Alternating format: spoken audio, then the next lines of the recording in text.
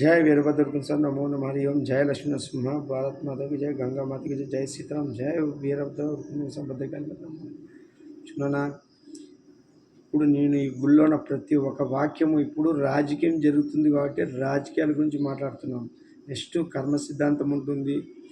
మన శరీరాలు ఎందుకు వ్యాధిగ్రస్తులు అవుతున్నారు, ఎందుకు శరీరాలు తొందరగా ఆయుష్లు తీరుతున్నాయి, ఎందుకు ఇంత విచ్చలవిడితనం పెరిగిపోయింది, లివింగ్ రిలేషన్స్, అక్రమ సంబంధాలు, పాశ్చాత్య పోకడలు, యువకుల పబ్బు ఇటువంటివి, తర్వాత డ్రగ్స్, అన్ని చెడు అలవాట్లు ఎందుకు ఇట్లా విర్రబీగుతున్నారు. తర్వాత మీరు అనుకుంటున్నారు ఆడవేశ్యలే ఉండాలి, ఆడోళ్ళే కాల్ గర్ల్స్ అనుకుంటున్నాము, మగ కాల్ గర్ల్స్ కూడా ఉండాలని కలియుగం అట్లా నడుస్తుంది.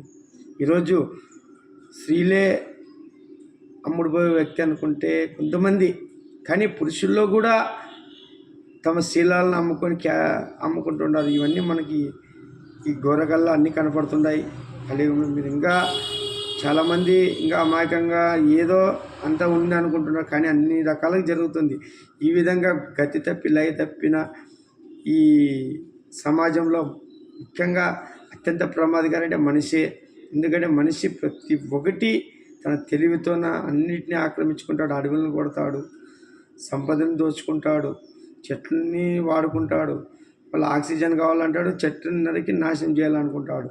వాళ్ళు అన్ని రకాలుగా ప్రకృతిని విధ్వంసకారుడు ఎవరంటే మనిషే. తన స్వార్థం కోసం ఎంత ప్రకృతిని నాశనం చేస్తున్నాడో అంత నాశనం చేస్తున్నాడు. ఈరోజు తను సరిగా వచ్చిన బ్రతకడానికి ఎన్నో రకాల జీవాన్ని సృష్టించాడు భగవంతుడు, అన్నీ సృష్టిలో భాగం. కానీ వాళ్ళన్నిటిని ఎంతమందిని అంతం చేసినట్టు చూసాం. చూడండి, సెల్ ఫోన్లు వచ్చి రేడియం ద్వారా ఎన్ని పక్షులు అంతమైనా చూసినాం. ఈరోజు కొండలు గుట్టలు అన్నీ భూస్థాపితమైందని చూసినాం. వాటర్ అనేది ఎక్కడ లేకుండా చూసాం కదా, ఒక చెరువులు అన్నీ కబ్జా చేసుకుని ఎట్లా చేసినా చూసినాం. ఈరోజు అడవులను కూడా ఎంత ఆక్రమించుకొని వన్యప్రాణి పులులు చింబాలు అప్పుడు బయటకు వస్తుందో చిరుతుంది. ఈ విధంగా ఈ మనిషి ప్రతి ఒక్క దాన్ని చేతిలో తీసుకొని తానే ఒక నియంత్రణ. ఇప్పుడు చూస్తున్నాం పాలన చేసే దాంట్లోన. ఇప్పుడు కేసీఆర్ గారిని చూసినాం, తెలంగాణలో 10 ఏళ్ళు ఎట్లా పాలన చేసినాడు ఆయన మనకి ప్రజానాయకుడు అంటారు. మళ్ళీ ఆయన ఎన్ని రోజులు సెక్రటరీకి వచ్చి చేసినాడు సచివాలయానికి, మళ్ళీ ఆయన ఎన్ని రోజులు ఫామ్ హౌస్లో ఉంటాడు అన్నీ తెలుసు. మనకి ఇటువంటి నాయకులా మనకి ముఖ్యమంత్రిలా అనిపిస్తుంది. ఇప్పుడు చూస్తాం బస్సులో ఈ సోషల్ మీడియా వరకు వచ్చింది కూడా సరిపోయింది. ఏదో మంచినీళ్ళు తాగినట్ల వీళ్ళు నాయకులు మనకి తాగి మీటింగ్లు చెప్పేది చూస్తున్నాం కదా.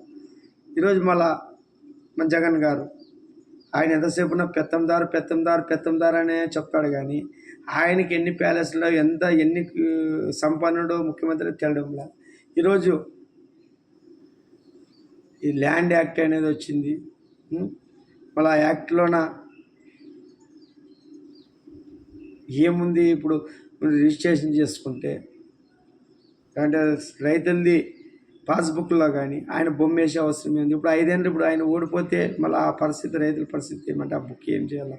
మనకి ఆంధ్రప్రదేశ్కి ఒక చిహ్నం ఉంటుంది, సింహం గుర్తు. భారతదేశానికి 3 సింహాలు, ఒక ఆంధ్రప్రదేశ్కి ఒక చిహ్నము, భారతదేశానికి ఒక రాజముద్ర మాదిరిగా ఉంటుంది. రాజముద్ర ఉండాలి మనకి, ఇది గుర్తు మనకి, ఇది భారతదేశానికి గుర్తు. భారతదేశంలో సంబంధించిన వాళ్ళు ఆంధ్రప్రదేశ్కి ఒక చిహ్నం పెట్టారు. అంతేగాని నాయకుల బొమ్మలు చేస్తే కొత్త పాలసీ వచ్చింది. అంటే రాజ్యాంగం ఇవన్నీ చెప్పిందే.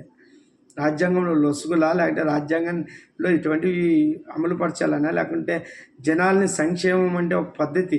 ఉచిత విద్య, ఉచిత వైద్యం, ఆరోగ్యం, మౌలిక వస్తువులు, ఏదైనా గృహానికి అవసరమైన సబ్సిడీ, ఇంతకంటే మనిషికి ఏమి ఇవ్వదు. ఎందుకంటే మన ద్వారా ట్యాక్సులు చేసి మన డబ్బు మన రక్తాన్ని తీసి మనకే పంచినట్లుంటుంది. ఇదన్నీ వాళ్ళ ఓట్ల కోసం, స్వార్థం కోసం ఇంకా 30 ఏళ్ళు పాలించిన కుటీల బుద్ధులతో ఈ విధంగా చేస్తున్నారు. జగన్ గారు ఫస్ట్ ఒక అవకాశం అన్నారు, ఇచ్చినారు. అంత అబద్ధాలతోనే రాజ్యం వెళ్ళినాడు ఆయన రావడంతో ఏమన్నాడు, పోలవరం, అమరావతి అన్నీ కట్టిస్తానన్నాడు. మరి ఏమైనా కట్టించినా దీని మీద మాట్లాడు. ఎంతసేపు ఉన్నా పోలవరం ఎందుకంటే చంద్రబాబే కారణం, రివర్స్ జెండర్ చేశాడు. మళ్ళీ ఈ అమరావతికి ఎవరు కారణం అంటే కమ్మకులం, చంద్రబాబే కారణం. అరే లాస్ట్కి ఏది జరిగినా వాళ్ళ తాతని చంపినా, రాజారెడ్డి గారిని చంపితే చంద్రబాబు కారణం, మళ్ళీ ఆయన చనిపోతే చంద్రబాబు, సోనియా గాంధీ కారణము, మళ్ళీ లాస్ట్కి నువ్వు జైలు పోవడానికి కారణం అంటే చంద్రబాబే కారణం. ఇప్పుడు వివేకానందకి చంపడానికి కారణం వివేకానందే కారణము.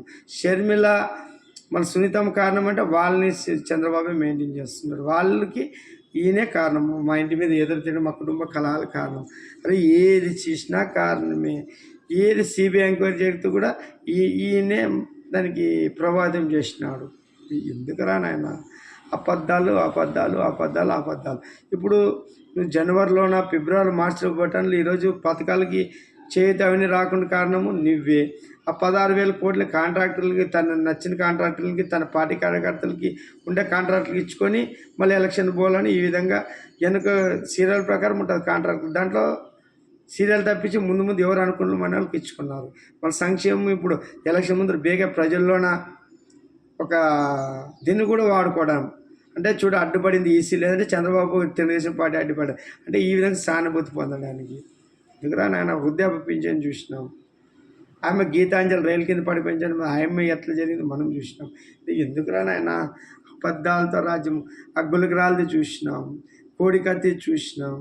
ఎందుకురా నాన్న అప్పుడేమో నువ్వు ప్రత్యర్థి ఉన్నప్పుడు ప్రతిపక్ష నాయకుడు ఉన్నప్పుడు ఏం చెప్తుంది ఏది హోదా గురించి మాట్లాడు చంద్రబాబు అమ్ముడిపోయినాడంటే ప్యాకేజీగా అమ్ముడిపోయినాడంటే మళ్ళీ తర్వాత ఏమంటివి హోదా తేకుండా నువ్వు ఎందుకు వాళ్ళతో కలిసి ఉండవు బయటికి రా అని రెచ్చగొట్టి బయటికి తెప్పిస్తుంది.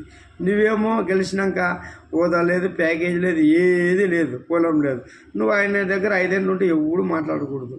అప్పుడేమో కరెంటు బిల్లులు పెరిగితే నేను వస్తే తగ్గిస్తానంటేవి, విద్యుత్ ఛార్జీలు పెరిగితే పెట్రోల్ ధరలు పెడితే డీజిల్ ధరలు పెరిగితే నిత్యావసర వస్తువులు పెరిగితే అన్నిటికీ కారణం చంద్రబాబే అండి. మళ్ళీ ఇప్పుడు నువ్వు 7 సార్లు విద్యుత్ ఛార్జీలు పెరిగినా మాట్లాడకూడదు, నీ పెట్రోల్లో ఎంత రేటు ఉండేదో మాట్లాడకూడదు. అప్పట్లో 60 రూపాయలు ఉండే లిక్కర్ అయిపోతే 200 అయినా ఎవరు మాట్లాడకూడదు.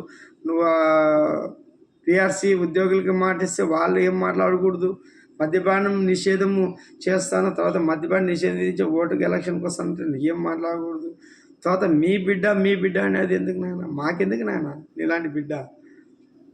చిన్న స్కూల్ పోలేకుంటే తిడతాం మేము, ఏమరా క్రమశిక్షణతో ఉండాలంటాం. స్కూల్ పోయి లేకుంటే పేరు కొట్టేస్తాంట. మన ముఖ్యమంత్రి అయి ఉండి నువ్వు ఒక్కసారి కూడా ఎప్పుడో మీటింగ్ ఏదో కేబినెట్ సమావేశం ఉన్నప్పుడు పోతావు, ఇలాంటి ఇంట్లో నుంచే పాలన చేస్తావు. అంటే మన ఇష్టమా ఇది? అంటే కేసీఆర్ గారు ఆదర్శమని గురువు గారు ఫోన్ ట్యాపింగ్లో కూడా జరిగింది కేసీఆర్ గారు. ఇప్పుడు మన ఆంధ్రప్రదేశ్లో కూడా తెలుస్తుంది, ఆల్రెడీ అప్పుడే లీక్ అయింది కదా. కొంతమంది ఎమ్మెల్యేలు ఫోన్ ట్యాపింగ్ అవుతుందని అన్నీ వస్తానన్నా ఏం సందేహం అవసరం లే. మళ్ళీ ఇప్పుడేమో అప్లికేషన్ ఇప్పుడు కోర్టులో నాంపల్లి కోర్టులోన పిటిషన్ వేసుకున్నాడు లండన్కి పోవాలని ఎలక్షన్లో రిజల్ట్ ముందర. ఎందుకు నాన్న రిజల్ట్ అంతా రాని వచ్చినాక పోదు ఆటిపోతుంది చెప్పు రోజు. ఇప్పుడు డౌట్ వస్తుంది మన జనాలకి. ఎప్పుడు ఇంతకుముందే 10 రోజులు పోయినప్పుడు డౌట్ వచ్చింది, అక్కడ ఏదో చేసి వచ్చింది, డబ్బు కాబట్టి ఏమో చేసినాం, మళ్ళీ ఇప్పుడు ఎట్లా పంపిస్తారు చెప్పు. నిజంగా ఇప్పుడు ప్రజాస్వామ్యము భారత రాజ్యాంగం విలువ సుప్రీంకోర్టు న్యాయమూర్తులు హైకోర్టు న్యాయమూర్తులు మన ప్రధాన న్యాయమూర్తులు అందరూ ఆలోచించాలి. వ్యవస్థలో ఉండేవాళ్ళు మీరే, ముఖ్యంగా మీరే ప్రజాస్వామ్యాన్ని కాపాడేవాళ్ళు. ఇప్పుడు ఇన్ని కేసులు ఉండే వ్యక్తిని అసలు బయటికి పంపించకూడదు కూడా. ఇన్ని కేసులు ఉండే వ్యక్తి ముఖ్యమంత్రి పదవి ఎట్లా వస్తుంది ఆచారము, అసలుకి ఎమ్మెల్యేని ఎట్లా చేసే అర్హత ఉంటుంది రాజ్యాంగంలో ఆచారం. ఇవన్నీ ఒక విద్యార్థికి ఒక కేసు ఉంటేనే ఉద్యోగం లేదు ఏం లేదు, అన్నింటిలో ఉద్యోగం లేకుండా డిస్మిస్ చేస్తామే. వాళ్ళు ఇన్ని కేసులు ఉండాలి ముఖ్యమంత్రులు అవుతున్నారంటే మనం ఆశ్చర్యపోవాలి మన రాజ్యాంగం చూస్తే. అందుకే కదన్నా ఇప్పుడు ఏదన్నా చూడు చీమ చిటికన్నా చంద్రబాబు పేరు తల్లకుండా ఒక ఫోబియా అయిపోయింది. చంద్రబాబు ఫోబియా పట్టుకుపోయిందండి.